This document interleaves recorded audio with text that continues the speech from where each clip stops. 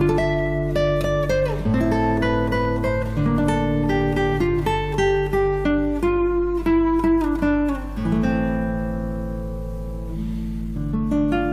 this video, I'm going to talk about some of the fundamental concepts of quantum mechanics. Among them, the first would be what is normalization, why do we need normalization, and some of the examples of normalization using Schrodinger's equation and Gaussian wave packet. And definitely I would be explaining you what is a wave packet. In this process, I would be explaining certain fundamental concepts of quantum mechanics. And in this series of videos of quantum mechanics, I would be sticking to those concepts using mathematical equations and making it pretty simple, easy, so that you don't face any problem in further studying quantum mechanics in your further syllabus or studies. My name is Shaunak and you're watching this video on my channel Physics for Students. A warm welcome to this series of quantum mechanics. Now, before we start and go ahead into the topic details, first let us look into a quick recap, and I would request everyone to look into those recap concepts, and if you have not gone through it, I would request you to go to my playlist in quantum mechanics where I have few videos speaking on those, because these are very central before going ahead in the further complex and other concepts of quantum mechanics. So first is that I have dealt a little bit about what is called the history of quantum mechanics, where I have spoken about how it evolved, who are the contributors, and also the Solvay conference, which is the pioneer moment of developing the history of quantum mechanics.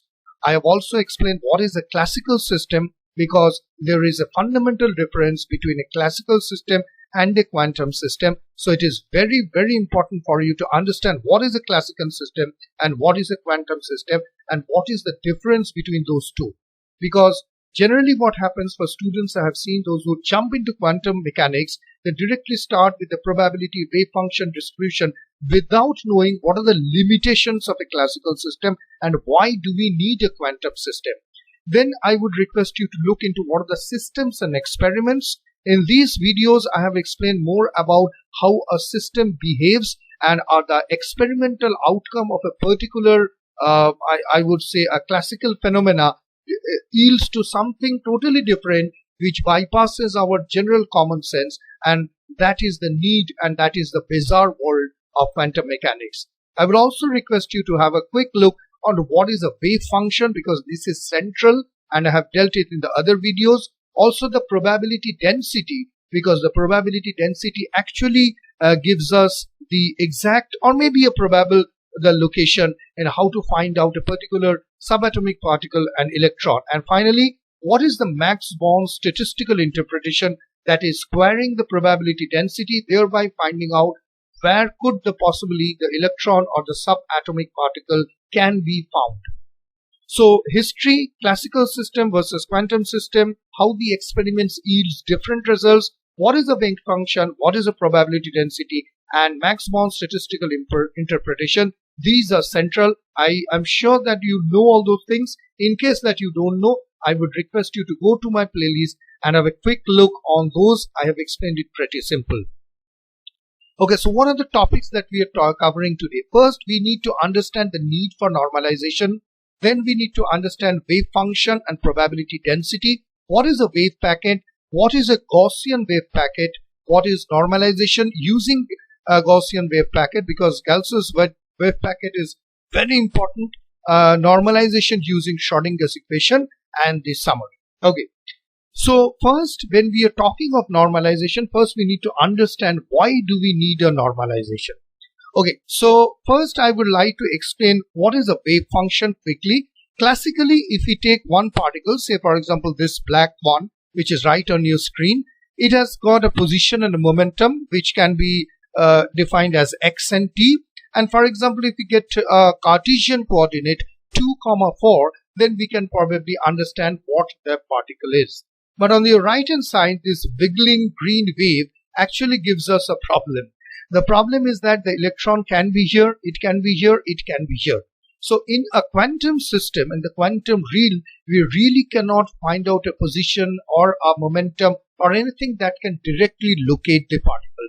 So it can be anywhere. So that is why I have given those red dots. That means it can be anywhere. Now, so the probability or the wave function in order to find a specific electron is denoted by this psi, this Greek letter psi. So what does this psi denote? It is a variable quantity that mathematically describes the wave characteristics of a particle. That means the probable location of that electron or a subatomic particle is denoted by the Greek letter psi. So the value of the wave function depends of a particle at a given point of space and time is basically dependent on the likelihood of the particles being there at the time. So that is what is called the probability of finding is the squaring of the value of psi. That means where the electron is located we really don't know, and we can only find out the probability. So first the psi denotes a variable quantity that mathematically describes the wave characteristics, and the value of the wave function of a particle is related by squaring this psi. Now you see that the problem from classical mechanics to quantum mechanics is unable to find out a specific location. That is predictability, and this is the reason that we need to do normalization. So first we understood what is a wave. Now coming back to Max Born's statistical interpretation, you see I have basically squared that, which gives the probability density. So the probability of finding the particle between x plus dx and time t. So if I take this kind of a probability density where the x part is being squared, and then I get a wave like this, and then I mark points like A, B, C, and the probability of finding the particle is this gray rectangle part, and this is where I can get a probability of finding the particle around A rather than B and C. So the B and C part is excluded, and my mathematical calculations or our mathematical calculation tells that the probability of finding the particle is around here. Now because it is a probability, because we are unable to predict a specific location, that is why we need normalization, because that is why it is called indeterminacy in quantum mechanics. We are unable to find out where exactly the particle is. Okay, so now as you see that this is right from the earlier video which I have shown, the probability of that x lies between B, that is a finite interval, is denoted by PAB with an integral sign going from A to B rho x of dx. So this is the proportionality factor rho x is often loosely called the probability of getting an electron, but it is a very sloppy language. It is better to use the term probability density. So the probability that x lies between A and B, which is a finite interval, is given by this integral sign followed by a rho x and the differential value. Okay, so we now return to the statistical interpretation of the wave function. Now you see, which says that if I psi x comma t squared is the probability density for finding the particle at point x at time t. So it follows from this equation that this 1 must be that the particle got to be somewhere else, right? So we get a value, for example, 1 out of this wave function, and it says that the particle must be somewhere. Okay. So now the problem is that after all, the wave function is supposed to be determined by the Schrodinger equation, right? Now we cannot impose, to just put an extraneous condition on psi, it signs a psi Greek symbol, without checking that the two are consistent.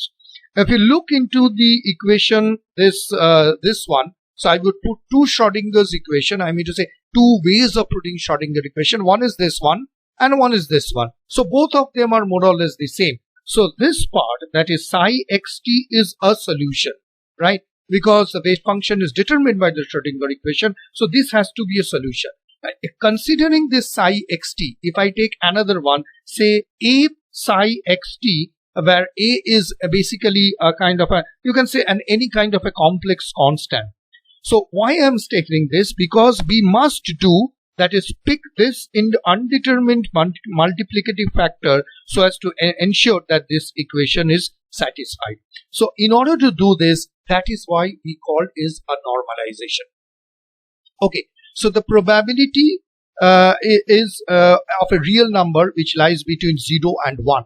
So what does it mean is that an outcome of a measurement which has a probability 0 is an impossible outcome, and when an outcome which has got a probability 1 is a certain outcome, right? So these are the two values.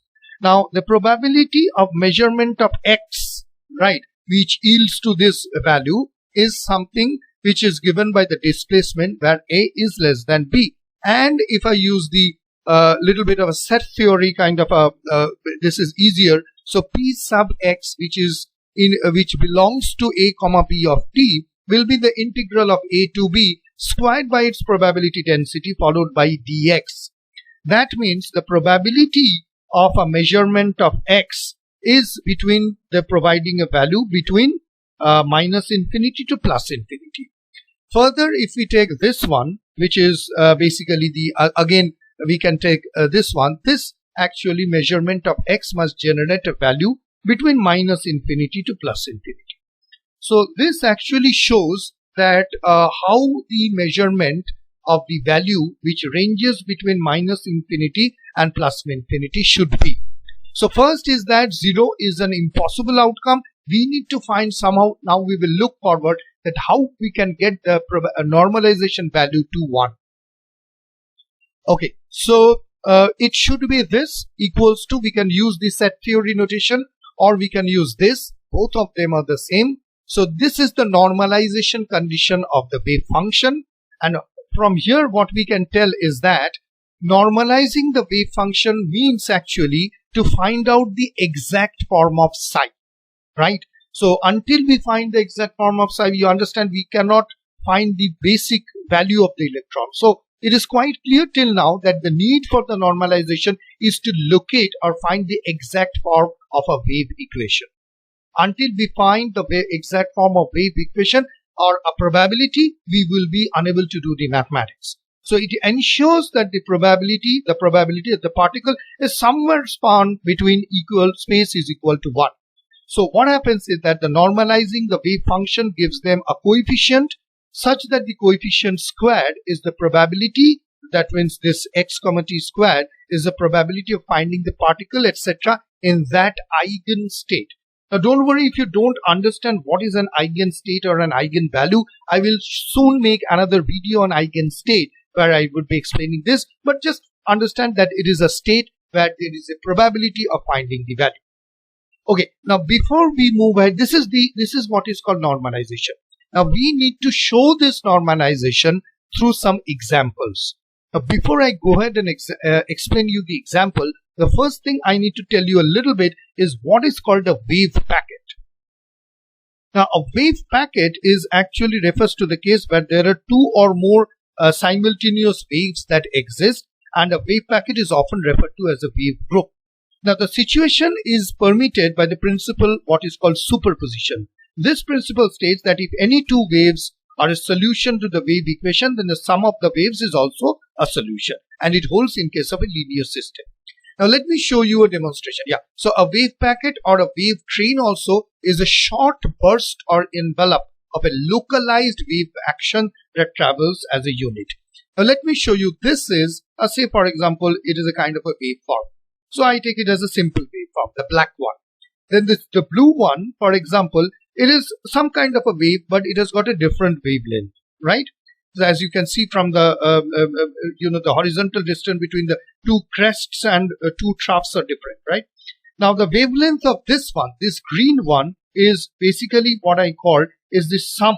It is the sum of the two waves, right? So this is called the sum of the waves or packets, right? So this green curve shows that it is the sum of two waves. Now what happens? Quantum mechanics actually provides a special significance to the wave packet.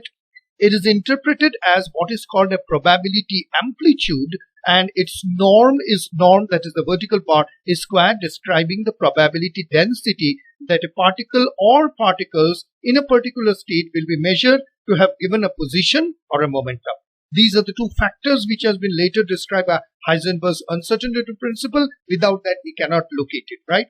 So clear till now, I hope it is going quite well. So the probability that a particle or particles in a particular state will be measured given a position or momentum.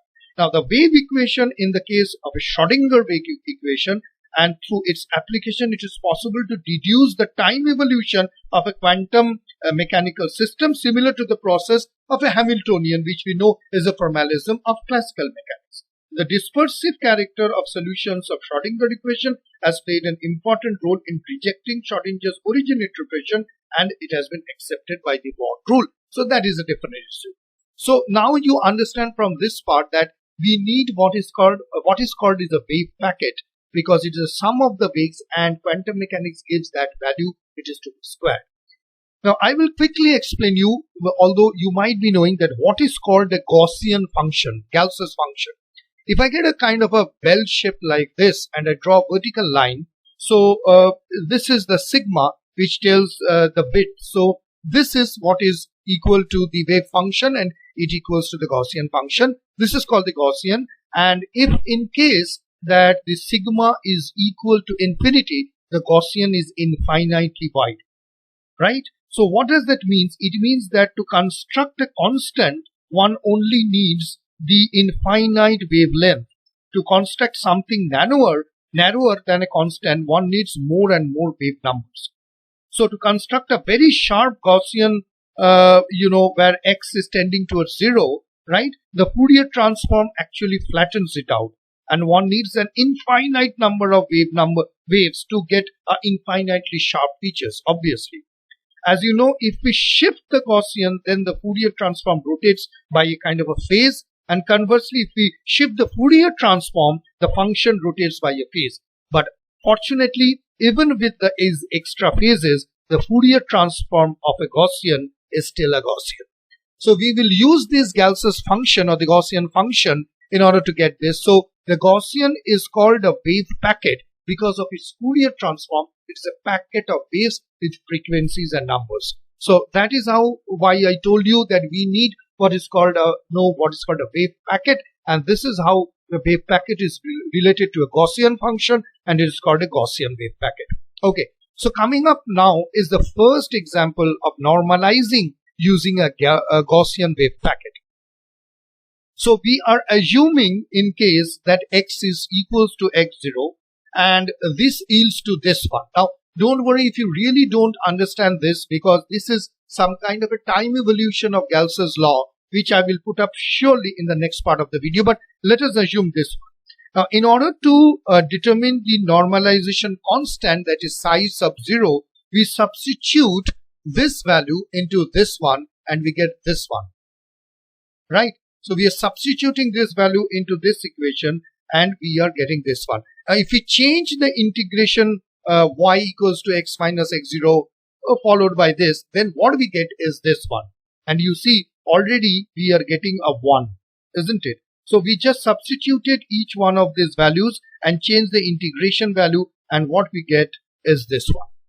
Okay, so we move on to the next. So we already know that this is this, right? It is this one, and from here we know that this is pi. This is just pure mathematics. You can look into it, which yields to this, and we get this one. And this is actually what is called a general normalized Gaussian wave function, right? So this one, this value is basically what is called an arbitrarily real phase angle. Now this is an example which shows, how we transform a general normalized Gaussian wave function. We will use a quick and a very simple formula example using Schrodinger equation. Now remember that when we are doing a Schrodinger equation, there is a small catch.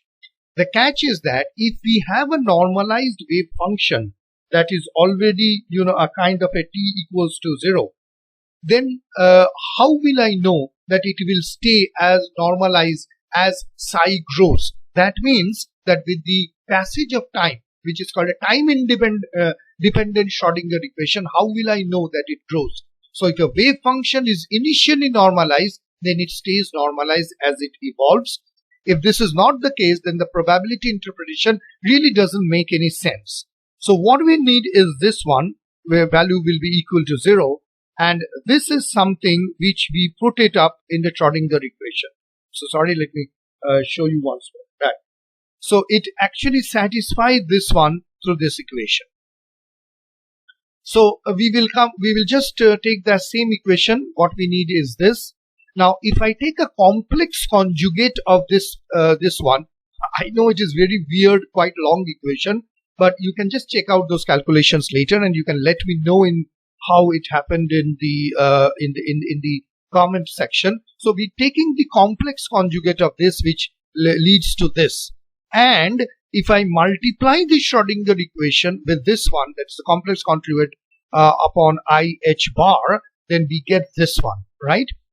And we already know from the formula of complex conjugate that AB conjugate is equal to A conjugate B conjugate, and if you take a double conjugate, obviously it will give back to the original A, and the conjugate of I is minus I.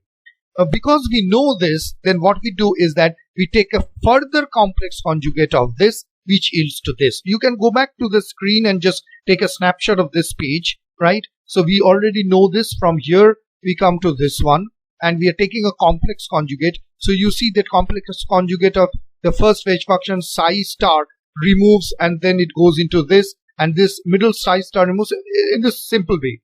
So we can combine these two equations further back into this one, right? So we just combine these two equations and we got into this one. You can take a kind of a snapshot if you want, or any other further details that you want to take a note of the screen, you can.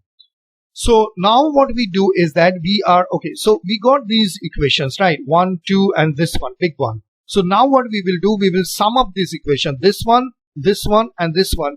Taken together, what we get is this, right? And this is true when this moves to 0 as x moves towards infinity. So this is again the normalization using the Schrodinger equation. We wanted a 0, which if you go back to the screens and you will see, and we have e to 0.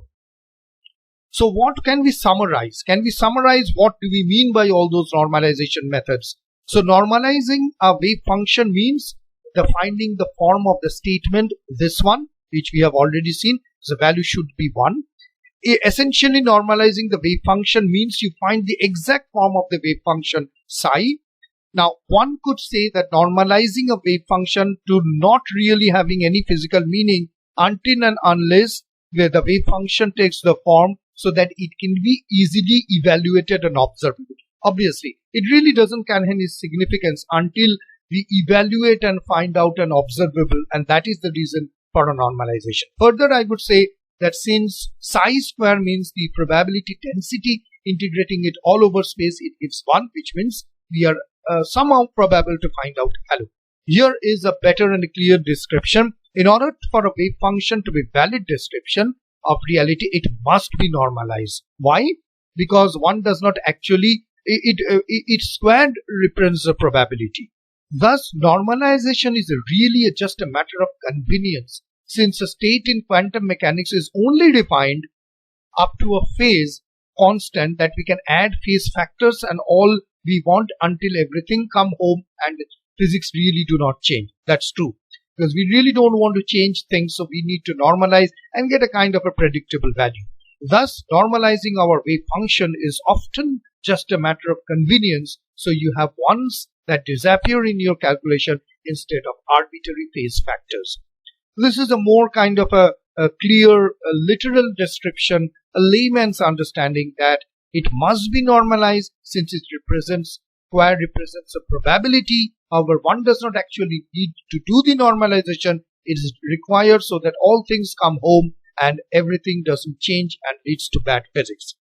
So what do we summarize? We summarize, we have understood the need for a normalization, defining a normalization. We have also got a hold of what is a wave packet, Gaussian wave packet, normalizing using Gaussian wave packet, and Schrodinger's equation.